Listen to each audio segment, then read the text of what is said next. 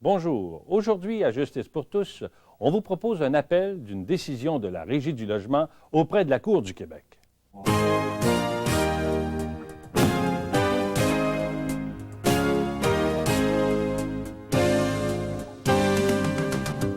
Madame Germain loue un nouveau logement. Son propriétaire lui promet, entre autres, que le ménage de son nouvel appartement sera fait. Quand elle aménage, rien n'est fait et Mme Germain s'aperçoit que le propriétaire est de mauvaise foi puisqu'il ne tient jamais ses autres promesses. Après avoir tenté maintes et maintes fois de s'arranger avec son propriétaire, elle quitte donc son logement. La Régie du logement a déjà donné raison au propriétaire dans cette affaire, mais Mme Germain en appelle donc de cette décision aujourd'hui. Mme Louise Germain est l'appelante dans cette décision et Maître Jean-Louis Darvaux, son avocat. Maître Jocelyne Désilet agit comme avocate de l'intimé M. Matt. Demeurez avec nous pour cette cause relative à un problème de logement.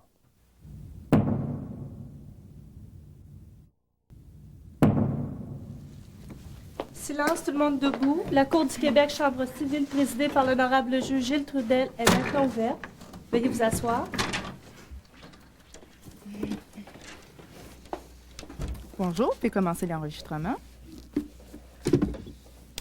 Dans la cause Louise Germain contre Richard Matt, les procureurs sont priés d'identifier. Je représente Mme Matt, Jean-Louis Darvaux, du bureau d'aide juridique de Greenfield Park. Je représente M. Richard Matt, Jocelyne Désilet, du bureau d'aide juridique de Longueuil. Alors, j'ai pris connaissance du dossier. Vous pouvez procéder. Si vous voulez faire entendre votre témoin. S'il vous plaît, Mme Germain. Alors, levez la main droite.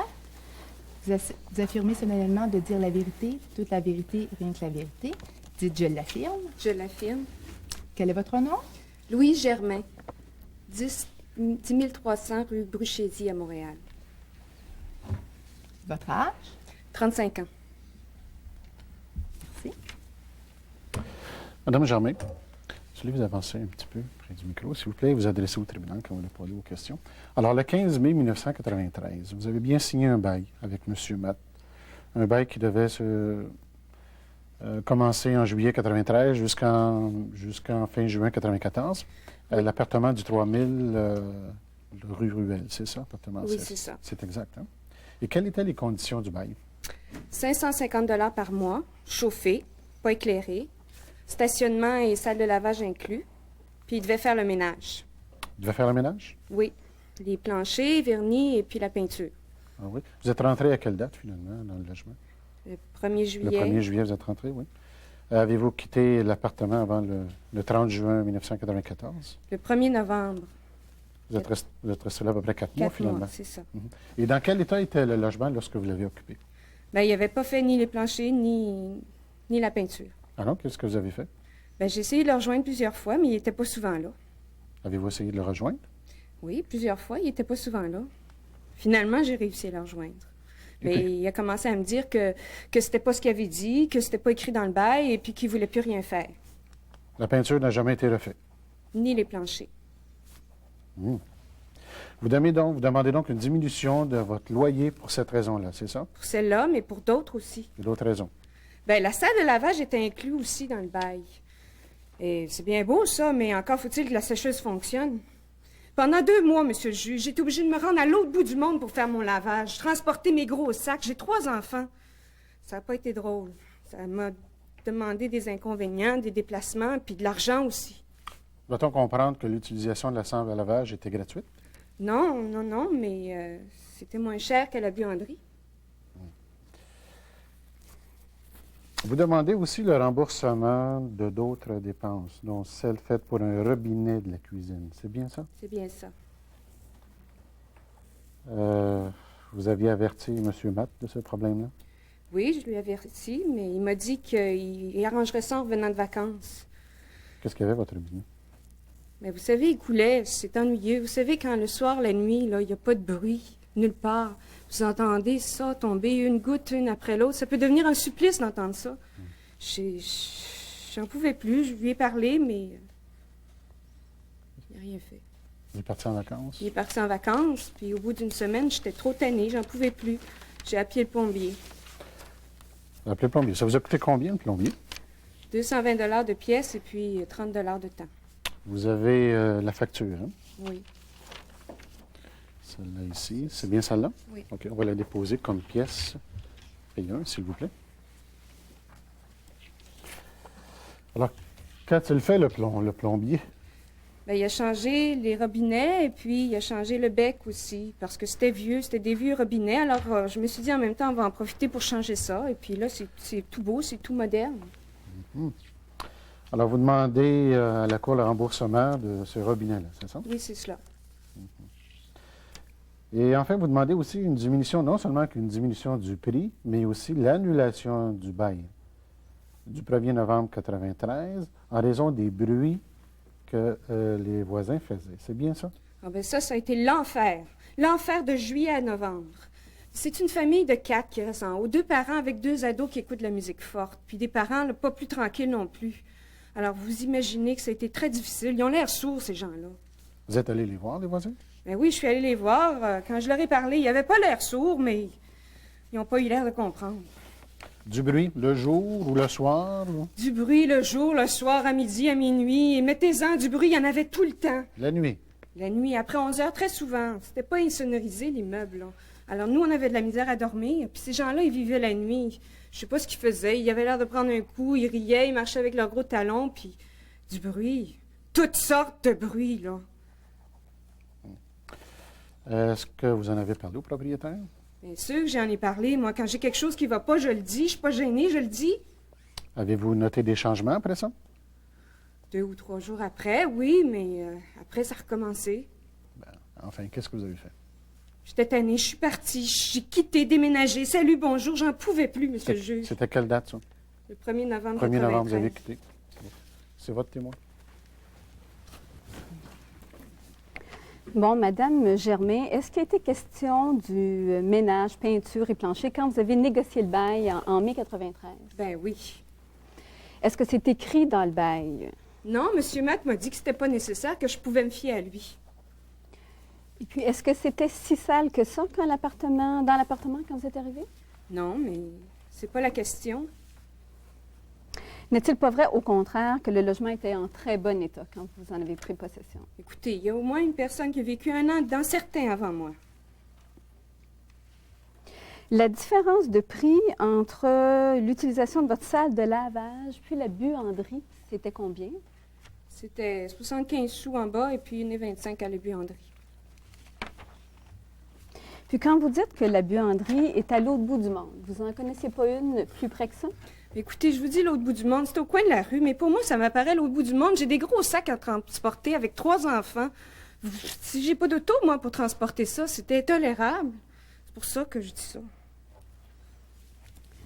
Maintenant, la facture de 220 $ de matériel pour la robinetterie. Pourquoi vous avez fait changer ça? Mais parce que c'est bien plus moderne. C'était des vieux robinets tout sales. Et puis là, bon, le plombier était là. Je me suis dit en même temps, un beau bec jaune. Vous savez, les beaux becs maintenant avec le bras, là, le bras qui bouge pour monter puis diminuer la température, c'est bien mieux. Puis pourquoi vous n'avez pas attendu le propriétaire pour en discuter avec lui de ce changement-là? J'étais tannée.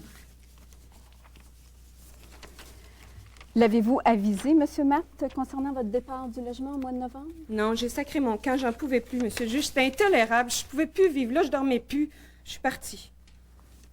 Merci. Je n'ai pas d'autres questions. Vous entendrez le dernier témoin dans cette cause après la page publicitaire.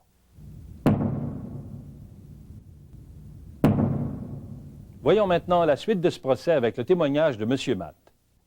Écoutons le propriétaire du logement dans cette affaire. Donc, M. Matt, je vais reprendre avec vous chacune des demandes de la locataire dans le même ordre. Donc, dans un premier temps, il vous demande une diminution de loyer parce qu'il n'y avait pas eu de nouvelle peinture ni sablage de plancher à son arrivée. Écoutez, je me suis jamais engagé à faire le travail pour la locataire. Je lui ai promis un logement propre puis en bon état, puis c'est ce qu'elle a eu. Si elle a compris autre chose, c'est son erreur. La peinture a été refaite l'année passée, elle est encore très belle. La locataire l'a pas refaite non plus. C'est la même chose pour les planchers, on les a refaites en entier, il y a 2 ans. Je prends soin de mon immeuble, monsieur le juge. J'ai pas intérêt à ce que ça dépérisse. Puis, dans le cas de l'appartement de la locataire, il n'y avait absolument rien à refaire de quoi que ce soit.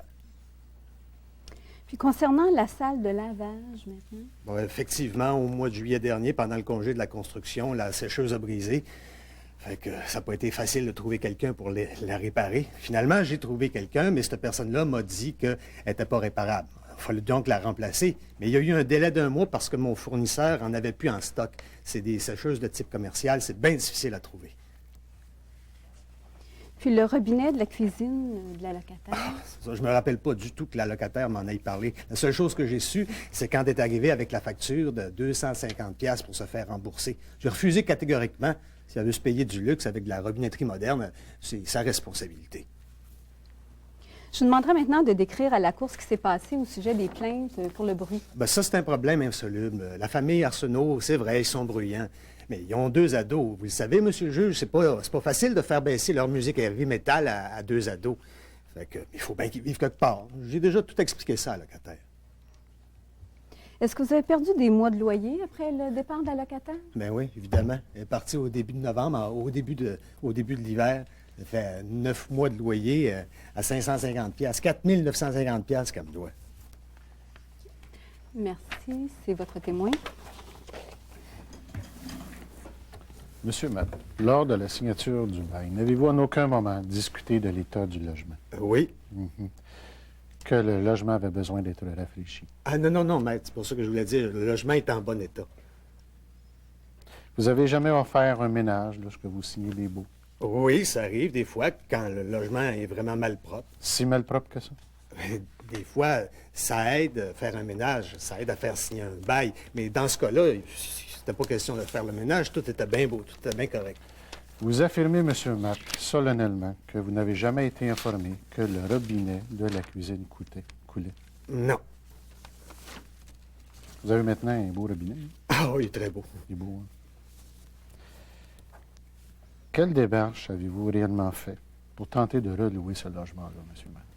Ben, j'ai placé une annonce dans la fenêtre, Dans la fenêtre, il était situé à quel étage, ce logement-là? au premier étage. Au premier étage? Oui. Avez-vous placé des annonces dans les journaux aussi? Non, À l'épicerie du coin? non, Avez-vous fait d'autres démarches? non, ça n'aurait rien donné. Ça n'a rien donné. Hein? Ah, j'ai pas d'autres questions, M. le juge. Très bien. Alors, c'est votre preuve en défense. Bien sûr. Alors, est-ce que vous êtes prêt à argumenter? Oui. Bon, ma plaidoirie sera très courte, M. le juge. Alors, effectivement, 4-5 points en litige ici. Vous avez entendu les 2 témoignages. Je commencerai en parlant de la question du ménage. Je pense qu'il semble assez évident que le propriétaire, lors de la signature d'un bail, pour tenter de séduire le locataire potentiel, va lui offrir un ménage. Et malheureusement, ma cliente n'a peut-être pas pris la peine d'insister pour que ça soit écrit. Mais je pense que la preuve me semble assez évidente quand même, qu'il y a eu une entente entre les parties, que le ménage serait fait, que monsieur signerait son bail, et que finalement, c'est comme ça. Mais par la suite, maintenant, il vient le nier. Je pense que vous devez accorder tout le crédit au témoignage de ma cliente concernant cet effet-là. La salle de lavage, je pense que la salle de lavage, elle est incluse dans le bail. Et je pense que ma cliente n'a pas pu en jouir pendant un certain temps. Donc, je vous demanderai une réduction substantielle à ce chapitre-là de 50 $ par mois, s'il vous plaît. Quant au robinet, c'était un supplice. Ma cliente, vous l'a mentionné. Vous vous souviendrez que lors de la Deuxième Guerre mondiale, on faisait souffrir à certains prisonniers de guerre ce supplice-là de la goutte. Alors, ma cliente souffrait pendant plusieurs semaines et monsieur était parti en vacances. Elle aurait dû entendre cette goutte-là pendant toutes les nuits, les soirs. C'était un supplice. Je pense qu'elle se devait de faire réparer le robinet et par la même occasion de le changer puisque c'était quand même un robinet qui avait un certain âge. Je pense que c'était une réparation nécessaire. Quant au bruit, je pense que ma cliente a été suffisamment éloquente sur cette question-là. Ça n'a pas été contredit. Je ne pense pas que monsieur ait fait les efforts nécessaires pour s'assurer qu'il n'y a plus de bruit, que madame puisse jouir paisiblement de son logement. Et quant aux efforts de relocation, je vous soumettrai que monsieur n'a définitivement pas fait aucun effort, mais aucun effort pour vraiment relouer ce logement-là, se limitant à mettre une annonce ou une pancarte au premier étage. Au premier étage, il faut se lever la tête pour voir qu'il y a un logement là, qui est loué. Ah, c'est pas suffisant. Aucune annonce, ni à l'épicerie, ni dans les journaux, ni rien. Il a fait... Alors, définitivement, je ne crois pas qu'on doit accorder aux propriétaires ici quelque indemnité pour la location de ce logement-là. Je vous soumets respectueusement. Très bien. Donc, Monsieur le juge, concernant la peinture et le plancher, la preuve est contradictoire. Donc, je vous soumets que la locataire n'a donc pas rempli le fardeau de preuve qui lui incombe. Le logement a été livré en bon état d'habitabilité et de propreté. La locataire l'a même admis. Donc, le propriétaire n'a failli à aucune de ses obligations découlant du bail. Quant à la salle de lavage, il s'agit ici d'un cas de force majeure. Le propriétaire a fait tous les efforts utiles et nécessaires pour réparer le plus tôt possible. Quant au robinet, la preuve est aussi contradictoire. La locataire n'a pas démontré qu'elle avait avisé le propriétaire avant. Et quant à son nouveau robinet, c'était pas ni urgent ni nécessaire de le remplacer. Donc, elle a aussi failli dans sa preuve. Quant au bruit, il s'agit de la vie normale, des troubles de voisinage ordinaires. Le propriétaire l'avait bien expliqué à la locataire. Si la locataire n'était pas contente, elle devait nécessairement s'adresser à la régie du logement avant de déguerpir. Le seul cas où on peut déguerpir, c'est lorsque le logement est impropre à l'habitation. Et encore là, il faut aviser le propriétaire, ce qu'elle n'a pas fait du tout. Donc, le bail a été résilié de plein droit suite à son déguerpissement. Et le propriétaire est en droit de réclamer tous les dommages qu'il a subis. Je vous soumets que les 9 mois de loyer, c'est des dommages directs et prévisibles. Reloué en hiver, c'est bien connu que c'est très difficile. Le propriétaire ne pouvait pas faire plus que qu'est-ce qu'il a fait. Donc, je vous demande en conclusion de rejeter la demande de la locataire, d'accorder la demande du propriétaire et de condamner la locataire à payer 4 950 $ plus les intérêts, plus l'indemnité additionnelle prévue en vertu de l'article 16-19 du Code civil du Québec. Très bien. Une brève réplique, Monsieur le juge, pour vous signaler que nous demandons une réduction de 200 $ par mois pour le bruit. Dans l'éventualité, vous décideriez de ne pas annuler le bail à partir du 1er novembre 1993. Très bien. Okay. Madame Germain obtiendra-t-elle enfin gain de cause? C'est ce que nous verrons.